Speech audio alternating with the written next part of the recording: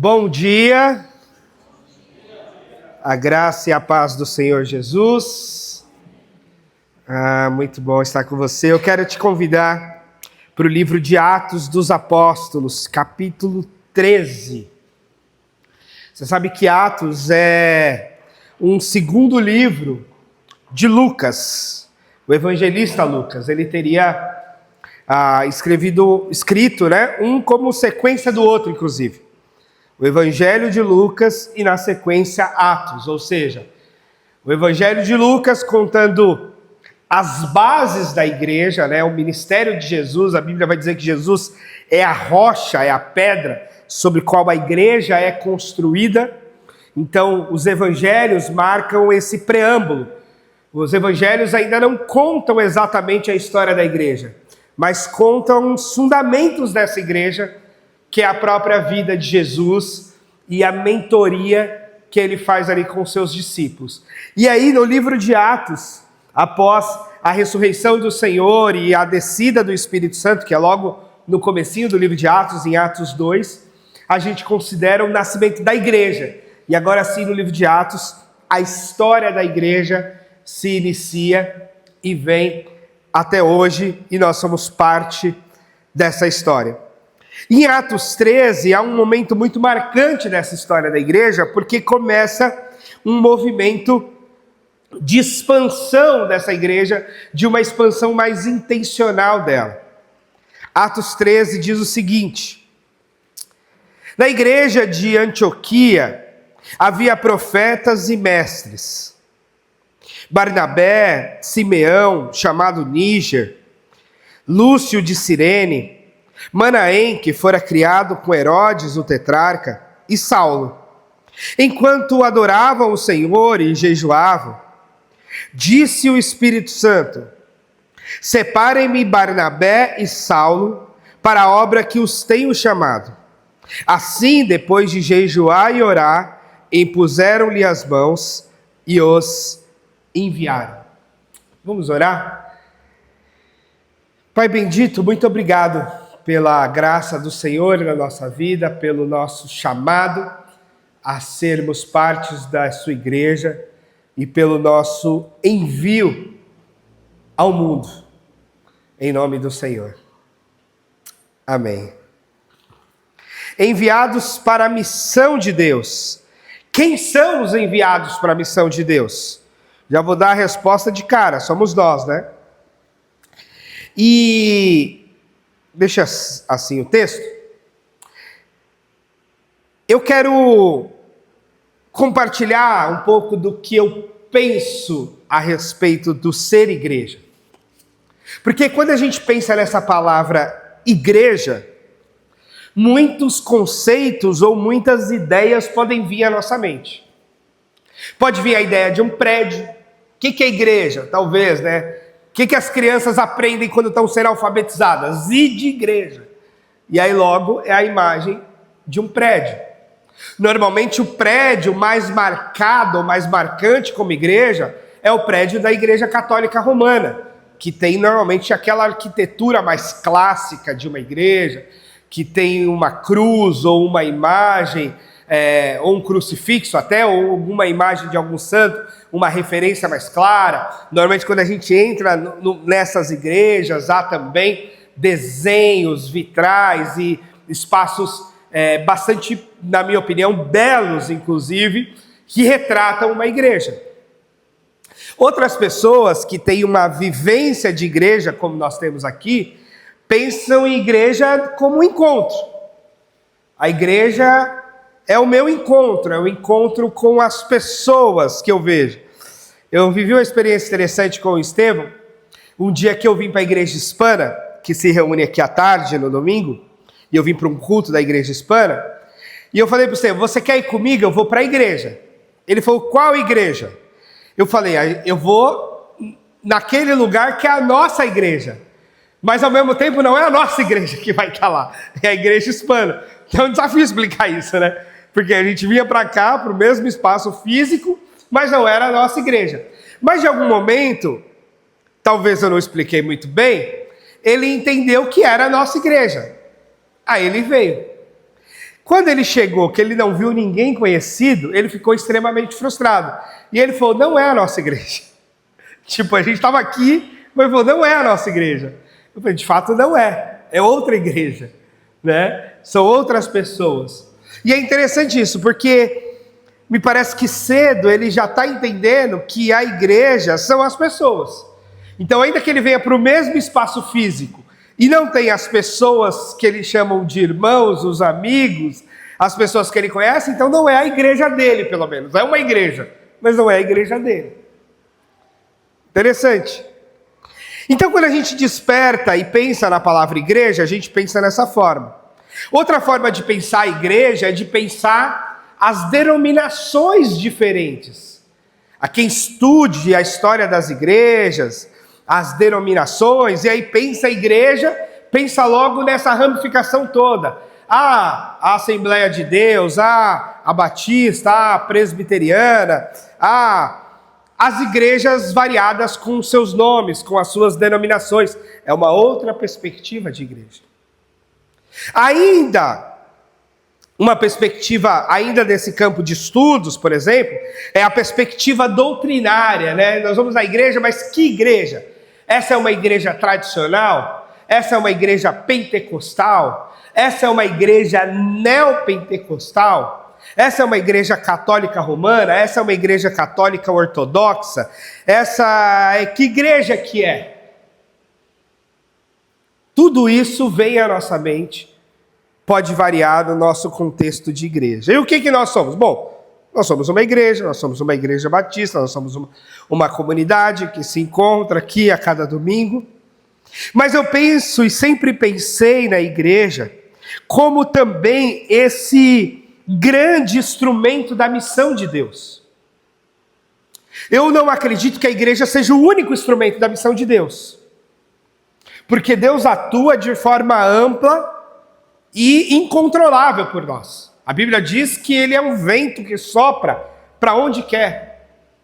Mas com certeza a igreja é um instrumento fundamental da missão de Deus. Em Efésios vai dizer que Deus colocou Cristo como cabeça de todas as coisas, como cabeça do mundo. Mas para que ele fosse o cabeça do mundo, Deus colocou ele como cabeça da igreja. Então a igreja é o grande instrumento da ação de Deus no mundo, sendo Cristo cabeça e a igreja o seu corpo no mundo.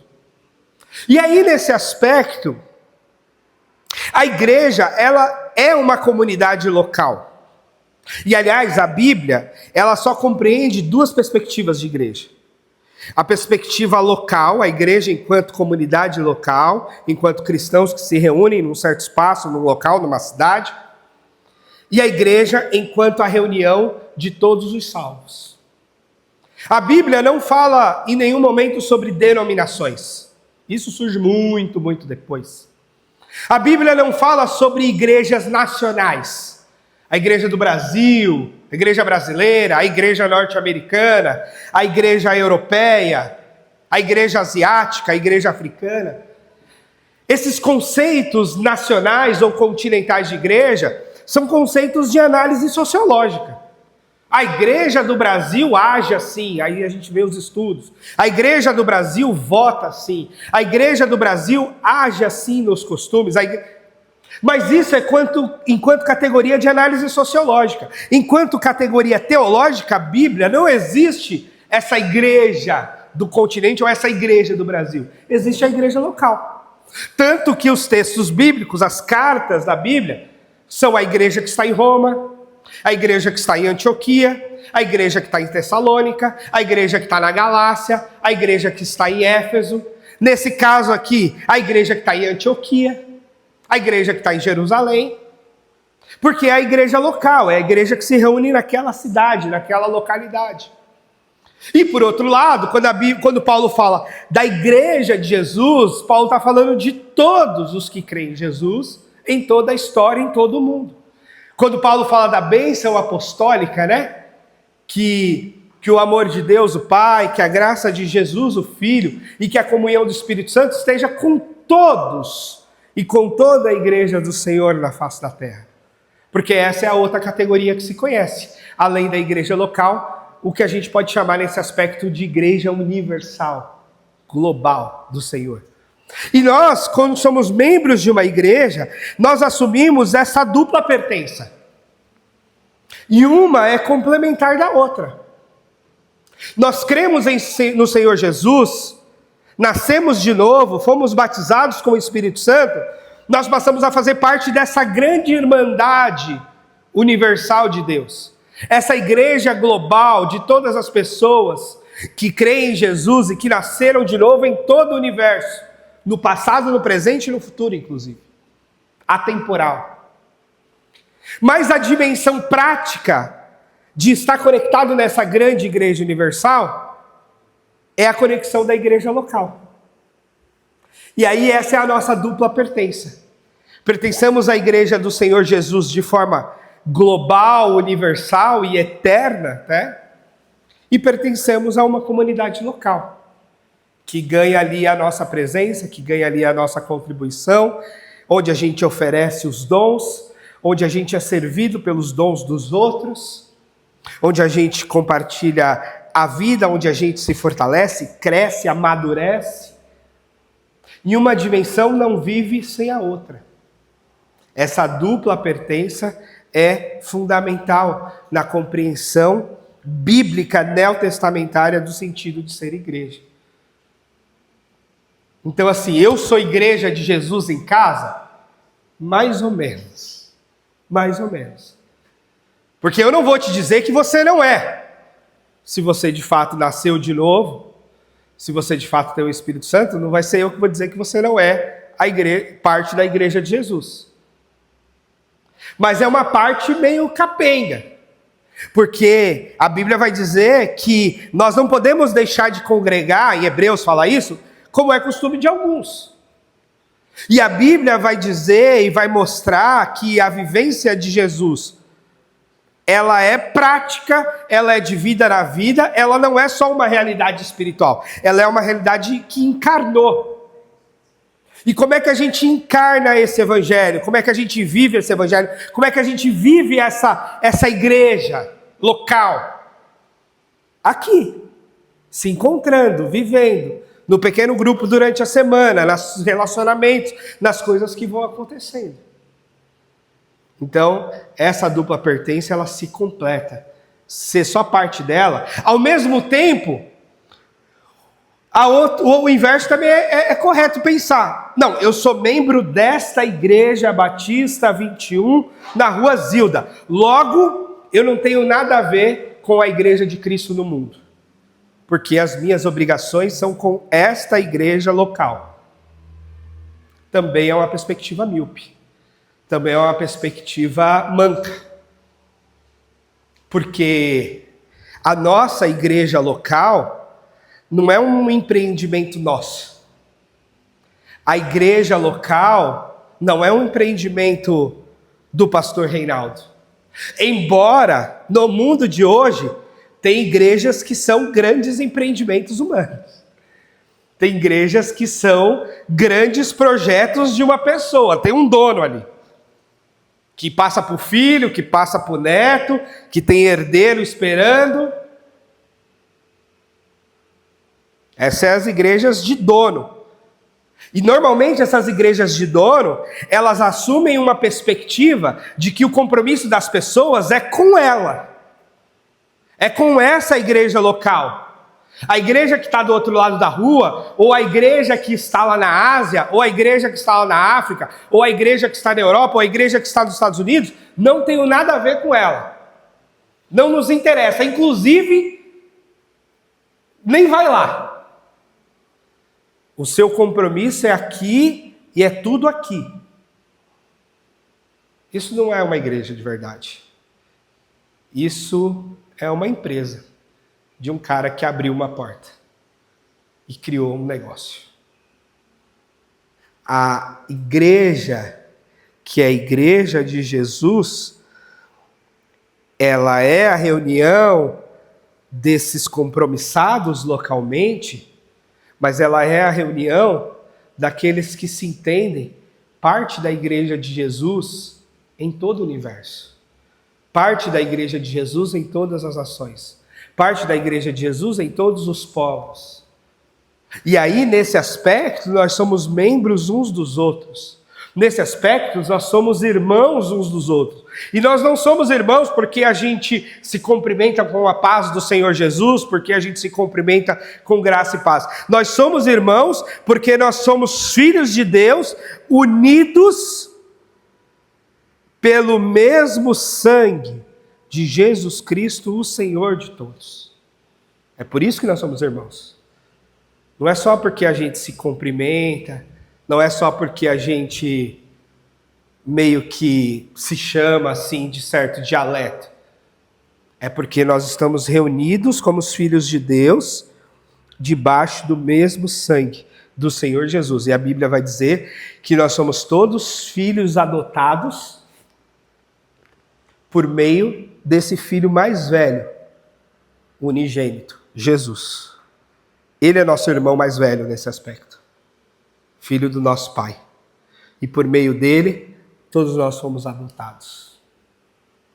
Há uma adoção de Deus a nós, por meio de Jesus, o nosso irmão mais velho. Então, essa dinâmica dupla, a gente não pode perder. Essa dinâmica dupla, a gente não pode perder o horizonte dessa realidade. Local e espiritual. Local e universal. E aí, nesse aspecto, tem uma palavra que eu gosto que é glocal. Que é local, mas ao mesmo tempo global. Local, porque nós estamos com os pés aqui. Nós estamos reunidos aqui. Nós nos encontramos aqui. Nós nos comprometemos aqui, nós ministramos aqui, nós oferecemos dons aqui, nós ofertamos aqui, nós trazemos os nossos filhos para cá. Mas também somos membros dessa igreja global. E nos importamos e fazemos parte dela sim. Não somos uma seita isolada. Não somos um grupo exclusivista. Não. Fazemos parte desse rebanho universal do Senhor Jesus. E aí é com essa consciência que eu penso que nós devemos ser uma igreja missionária, ou até missional, na palavra mais da moda do nosso tempo. Por quê? E por que missionária e por que missional? Porque a gente se compreende como parte e instrumento da missão de Deus no mundo. E por que a igreja existe? Ela existe para a missão de Deus no mundo. No curso Perspectivas, o tema, eu vou falar sobre isso daqui a pouco, mas é para que todos os povos o adorem. Uma das definições possíveis para a existência da igreja é essa. A existência da igreja é para que todos os povos o adorem. Para que todos os povos adorem ao Senhor Jesus. Então nós adoramos ao Senhor Jesus, mas nós adoramos aqui ao Senhor Jesus, mas saímos lá fora em missão para que todas as pessoas que estão lá fora também o adorem. Porque essa é a missão. Pregar o Evangelho, ensinar a guardar todas as coisas, discipular, para que ao final todos o adorem. Então a igreja, ela é um instrumento dessa missão de Deus. Então a igreja é parte fundamental de um Deus que está em missão. E há muitos jeitos de ler a Bíblia. Um dos jeitos que mais faz sentido para eu ler a Bíblia é ler a Bíblia da perspectiva da história da salvação. E a história da salvação é a história que a gente pode costurar a Bíblia toda, de Gênesis a Apocalipse. E na história da salvação, quem está perdido que precisa ser salvo? O humano. E quem é que está salvando? Deus. E salvando de quê? Do pecado, da condenação eterna. Então, na história da salvação, nós temos um Deus em missão, um Deus missionário, que está em busca desse ser humano para salvá-lo. E essa pode ser uma perspectiva, e para mim é uma das melhores perspectivas, para a gente ler a Bíblia. Um Deus que está vindo ao nosso encontro. Um Deus que está vindo na nossa direção. Um Deus que está vindo nos salvar. Um Deus em missão. E uma vez que Ele nos salvou, nós entramos junto com Ele na missão dEle, para salvar outros. E uma vez que nós fazemos parte da igreja, a igreja é o instrumento dEle para salvar o mundo. Tanto que o chamado de Abraão, lá atrás, em Gênesis 2, é que ele chama Abraão e fala: Abraão, em ti serão benditas todas as nações da terra. A partir de você, eu vou alcançar e vou abençoar todas as nações da terra, Abraão. Então o propósito de Deus é para com todas as nações da terra. Embora esse propósito comece com uma nação específica, que é a nação de Israel, e é onde está vinculada toda a antiga aliança, o Antigo Testamento, o propósito de Deus sempre foi todas as nações da terra. E quando chega Jesus, é isso que acontece. A abertura, a amplitude, a intenção clara de alcançar todas as nações da terra. Esse é o chamado de Abraão. Então Deus não tem em vista só um povo, mas sim todas as nações. E a melhor palavra aqui não é nem nação, a melhor palavra aqui é todas as etnias.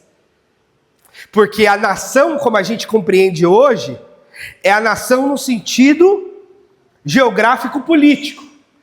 A nação brasileira, a nação boliviana, a nação colombiana, a nação venezuelana. Mas a palavra grega para nações do Novo Testamento é etnos, de etnia. E hoje a gente sabe que há muitas etnias, às vezes, em uma nação. Na nação, no Brasil, nós temos muitas etnias. Cada povo indígena é uma etnia. E se considera, de certa forma, uma nação. A gente vai para a Índia e tem muitas etnias. A gente vai para países africanos e vê muitas etnias dentro de um só país. Nós vamos lá para Israel e nós temos a etnia palestina dentro de Israel. Nós vamos lá para o Iraque e nós temos a etnia, os curdos, o povo curdo é um povo, uma etnia, a maior etnia sem nação no mundo são os curdos. Eles estão no Iraque, eles estão em vários outros países do Oriente Médio, eles pleiteiam para si uma nação e não tem. Mas eles são um povo, eles são uma etnia. Então, o melhor sentido, inclusive, da gente entender é um Deus para todas as etnias. Porque esse conceito de nação, ele muda ao longo da história. Ele muda conforme os acordos políticos, ele muda conforme as determinações, uma nação invade a outra, amplia suas fronteiras, reduz as suas fronteiras, negocia as suas fronteiras.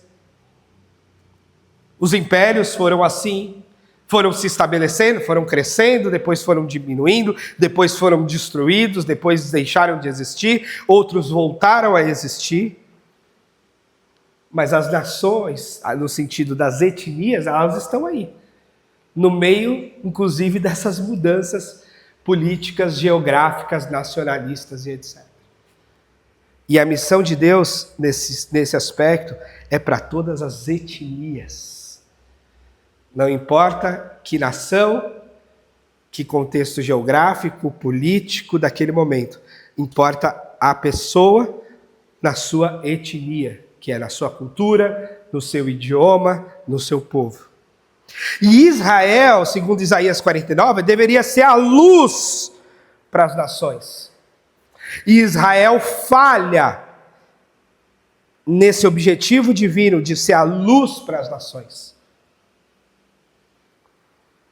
Talvez Israel falhou como qualquer outra nação falharia. Começou a ter e querer um Deus só para si e não para os outros. E o clímax da história é Jesus ampliando o amor de Deus para todo mundo. João 3,16. Porque Deus amou o mundo de tal maneira que deu o seu Filho, para que todo aquele que nele crê não pereça, mas tenha a vida eterna. E essa é uma das causas que culminam na morte de Jesus. Como é que Jesus vem e quebra o sábado, tão sagrado para os judeus? Como é que Jesus vem e fala contra o templo de Jerusalém, tão sagrado para os judeus? Como é que Jesus fala para aquela mulher na beira do poço, aquela mulher samaritana de João 4? Ele fala assim, olha, os verdadeiros adoradores adorarão o Pai em espírito e em verdade. Não é em Jerusalém, não é em qualquer outro monte, senão em espírito e em verdade. Ou seja, em qualquer lugar, em qualquer dia, em qualquer hora, em qualquer nação, em qualquer etnia, em qualquer idioma. Essas coisas afrontaram uma mentalidade exclusivista de um Deus nosso. E eles diziam, nós somos filhos de Abraão. E Jesus falou para eles, até das pedras, Deus pode suscitar filhos de Abraão. Tanto que na segunda, na nova aliança, e aliás, testamento, Novo Testamento significa aliança, então é nova aliança. Na nova aliança, nós somos também filhos de Abraão, pela fé, não pelo sangue, não pela circuncisão, não para guardar o sábado, não para fazer adoração lá no templo de Jerusalém, mas pela fé em Jesus. Bom, e aí neste caso, a igreja é esse agente de missão no mundo. E aí em Atos 13, nós temos um movimento de uma igreja, a igreja de Antioquia, orando, jejuando e enviando missionários. Sim, porque é o momento em que a igreja envia seus missionários de forma transcultural. Obrigado. Porque até então, a própria igreja de Jesus e a própria jornada de Jesus tinha sido dentro de Israel. E a compreensão dos discípulos ainda tinha ficado muito local. Essa igreja começa a se expandir quando o Espírito Santo desce em Atos, mas não é uma expansão missionária intencional. É porque tem várias pessoas de várias nações, estão reunidas na festa do Pentecostes, o Espírito Santo desce, as pessoas adoram a Deus nos diversos idiomas e depois voltam para suas cidades. E elas voltam para suas cidades com aquela experiência, com aquela mensagem, com aquelas ideias, com aquela pregação de Pedro. Então há uma expansão da igreja ali, já no nascedouro de Atos 2, mas não é uma expansão planejada e intencional. É totalmente um movimento do Espírito ali, de pessoas que estão naquele lugar, mas que voltam para os seus países depois. E levam essa experiência adiante. A igreja, enquanto igreja, ela fica ainda em Jerusalém. Ela se concentra e fica grande, gigante, porque naquele dia de Pentecostes 3.000 pessoas se convertem, então ela já nasce gigante.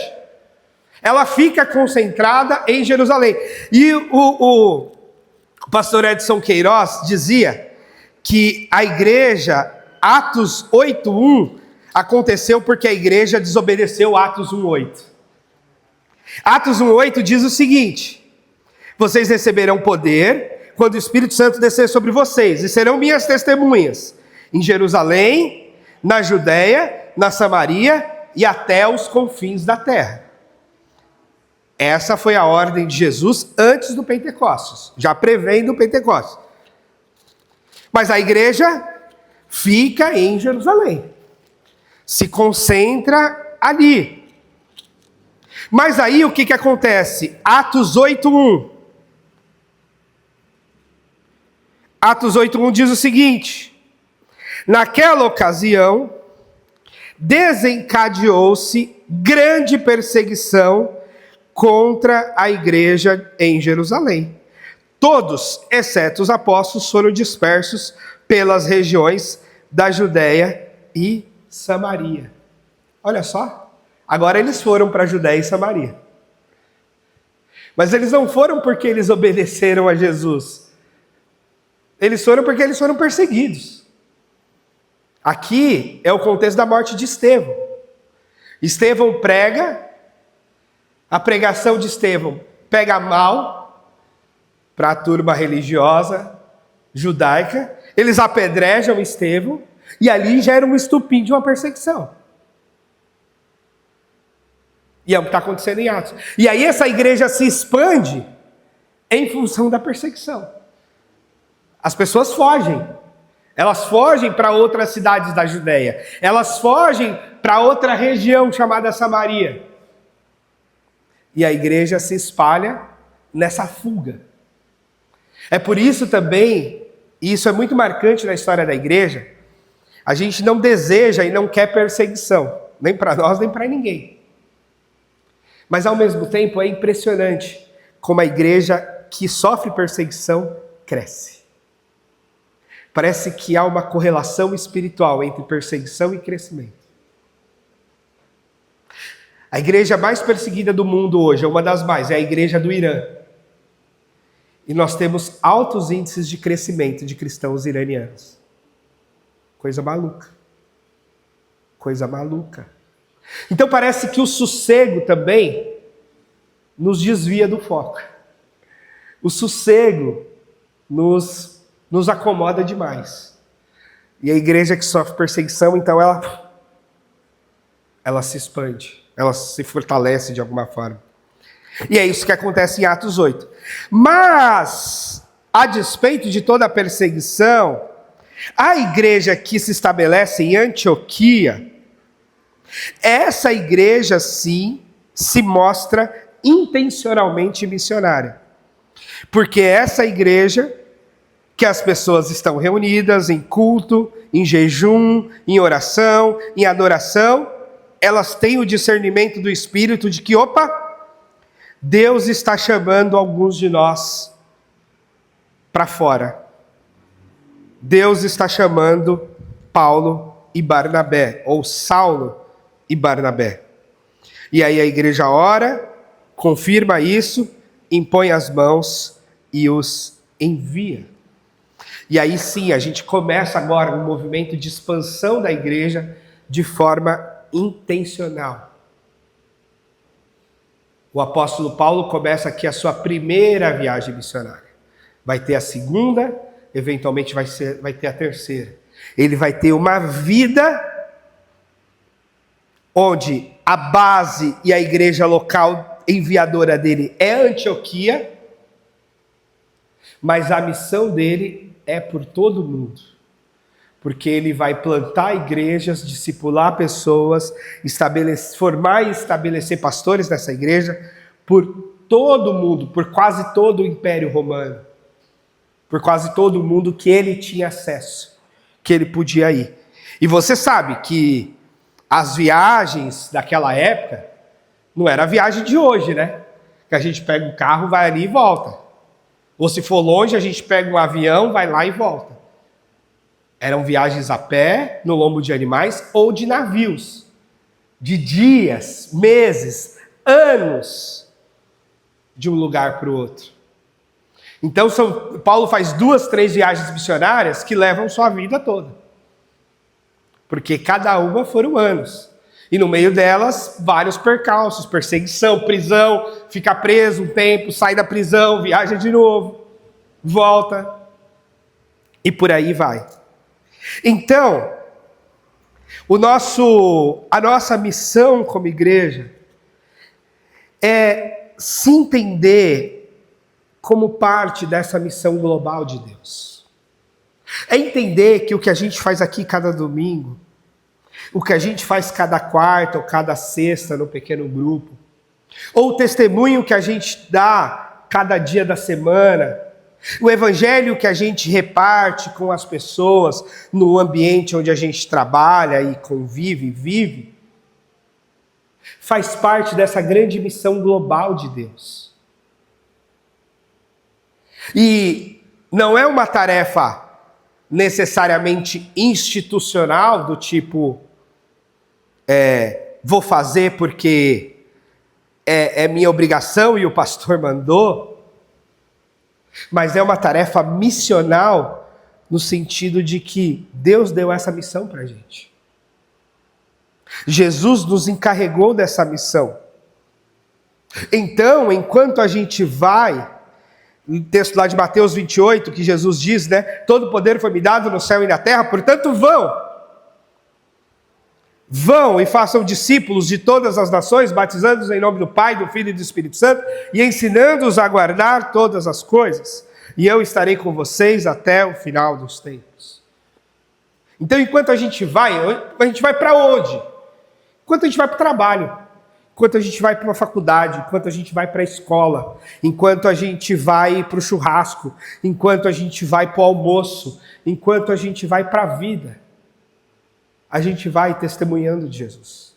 A gente vai compartilhando desse evangelho. A gente vai como parte da Igreja Batista 21, mas mais profundamente, a gente vai como parte da Igreja do Senhor Jesus. Que ora está livre, ora está sofrendo perseguição, ora é uma igreja rica, ora é uma igreja pobre. São de todos os jeitos. E essas modificações sempre também foram acontecendo ao longo da história. Mas, de todas as formas, é a igreja. É o fundamento da igreja. Agora, também tem o momento em que nós só não estamos indo dentro do nosso cotidiano, dentro do nosso dia a dia, há um momento em que a gente vai ou envia alguns de nós de uma forma mais intencional, mais específica, mais clara, mais focal, que é o caso aqui de Barnabé e Saulo. Calma aí, agora a gente precisa, o Espírito Santo está dizendo que agora a gente precisa enviar de uma forma mais intencional, mais clara. E aqui começa essa coisa do envio transcultural, do envio missionário. E, aliás, às vezes se faz uma definição ou uma separação do missionário para o evangelista. E uma separação, o pessoal da Palavra da Vida que faz essa separação, eu nunca tinha pensado nisso, mas me fez um sentido didático, que é, o evangelista é um missionário dentro da sua cultura. Então você, dentro da cultura brasileira, evangelizando aqui na Zona Norte, evangelizando no seu trabalho, evangelizando no seu dia a dia, você é um evangelista. O missionário é o enviado para outra cultura. Aquele que sai da sua cultura e vai para outra cultura é um missionário. Eu achei didática essa perspectiva. Porque enquanto a gente está na nossa cultura, a gente está evangelizando. Enquanto a gente sai da nossa cultura para outra. E aí, sair da cultura não é necessariamente sair do país. Lembra do conceito de nação? De etnia? Então, se você vai para a cultura indígena evangelizar, você vai para outra cultura, ainda aqui no Brasil. Se você sai daqui e fala assim, eu vou evangelizar os chineses lá do Brás, você está indo em missão para outra etnia, para outra cultura. Se você sai daqui e diz assim, eu vou evangelizar os hispanos aqui da Zona Norte, você está indo para outra etnia, para outra cultura. Então você está sendo um missionário transcultural, no aspecto de adentrar outra cultura. Isso envolve preparos específicos, isso envolve treinamento, isso envolve sensibilidade cultural, isso envolve estratégia, isso envolve muitas vezes aprendizado de um outro idioma. Isso envolve a imersão em uma outra cultura. E não é isso que Paulo faz? Troca de nome. Por que ele troca de nome? Porque o nome dele no hebraico é Saulo. Mas no latim do Império Romano é Paulo. É uma pronúncia diferente a partir do idioma diferente. A partir de outra cultura, de outro idioma, de outro contexto. E por aí ele vai navegando. E isso também é parte. A igreja, ela é a igreja enviando seus evangelistas para a cultura local e enviando seus missionários para a cultura, para outra cultura, para o ambiente transcultural. Então, nesse caso, nós somos a igreja de Jesus, que tem de ir por todas as nações, indo como enviados, e aqui tem o dois indo, né? Indo para a nossa própria cultura e indo transculturalmente como enviados da igreja, sustentando, sim, porque esses que estão na própria cultura, muitas vezes estão levantando o próprio sustento e estão vivendo, que é o nosso caso, o caso da maioria de nós. Está trabalhando, está tocando a vida, está mobilizando os próprios recursos e... Agora, aquele que é enviado para outra cultura, por vezes, vai precisar do sustento, porque não necessariamente ele vai ter um trabalho para se sustentar naquela cultura. Então, precisa de recursos. Intercedendo, claro, todos nós temos a missão de orar por nós, de orar pelas pessoas que não têm o evangelho, de orar pelos missionários que estão levando o evangelho a outras culturas.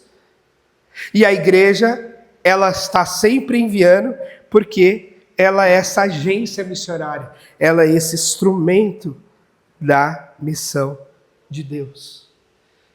Portanto, não se exclua da missão de Deus, uma vez que você é filho, filha de um Deus missionário.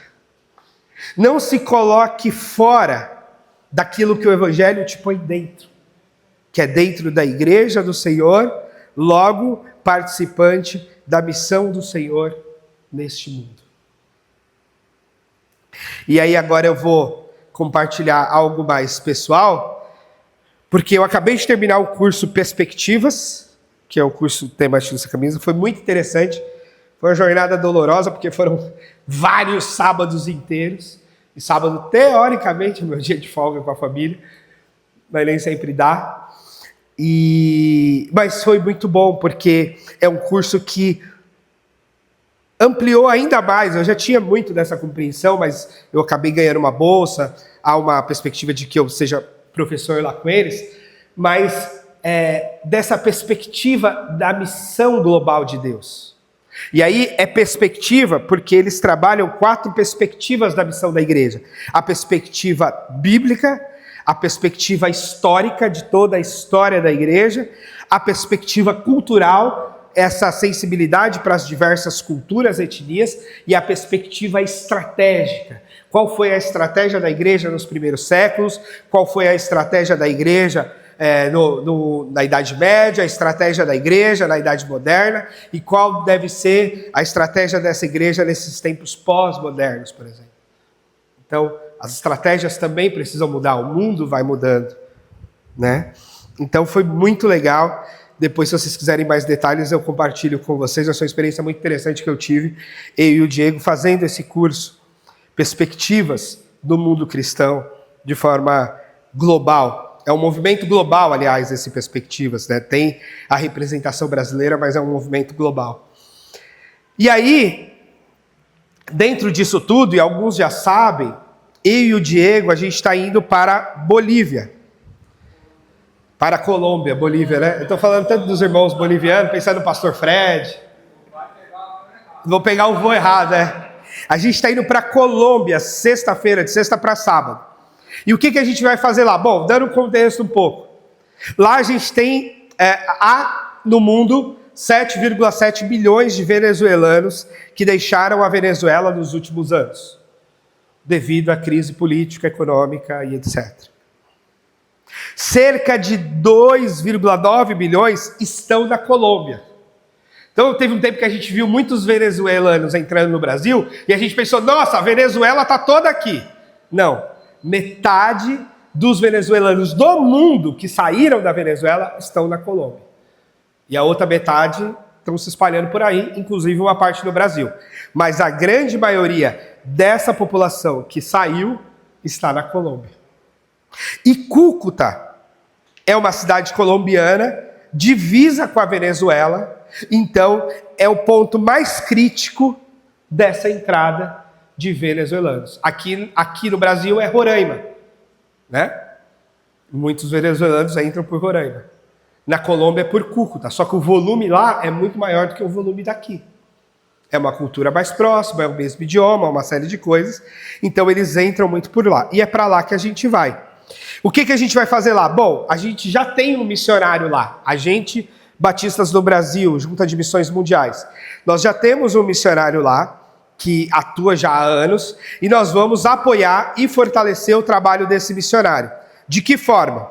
Bom, esses refugiados passam por lá exaustos, famintos, doentes, feridos, caminhando, muitas vezes eles fazem a travessia caminhando, não é nem de ônibus, nem de carro, nem de nada, sem ter absolutamente nada. E aí nós temos lá em Cúcuta uma casa, Casa de la Misión, que é uma casa de acolhimento, onde a gente oferece comida, banho, roupa limpa, atendimento médico, escuta, oração e evangelização. Então a gente vai atuar e reforçar o trabalho dessa casa. É uma casa de passagem. Eles não necessariamente querem ficar ali, nem podem, ou querem ficar em Cúcuta. Muitas vezes eles querem passar pela Colômbia, ir para outras cidades e às vezes ir para outros países. Mas nessa casa a gente tem esse acolhimento, vamos dizer assim, com esses cuidados. E aí a gente vai fortalecer esse trabalho. Nós vamos em uma caravana de 12 pessoas, da nossa igreja, eu e o Diego, as outras pessoas de outras igrejas, e a gente vai servir lá por cerca de 10 dias. A gente vai na sexta e volta na terça, bem cedo. Na segunda a gente já sai de lá, na madrugada. E aí, essa viagem é pelo programa da Junta de Missões Voluntários Sem Fronteira. Então, embora eu seja missionário da Junta, esse não é um trabalho meu. Então, isso significa que, primeiro, nós temos que ir com recursos próprios. Então, eu estou tirando férias aqui da igreja, o Diego está tirando férias lá da Porto Seguro, e todos os outros estão tirando férias, eventualmente, dos seus trabalhos. Segundo, a gente tem que ir com recurso próprio. A junta está facilitando a nossa viagem. Por quê? Porque está organizando o trabalho lá com o nosso missionário local e está nos dando hospedagem e alimentação. Então nós já teremos a hospedagem e alimentação por conta da nossa agência missionária.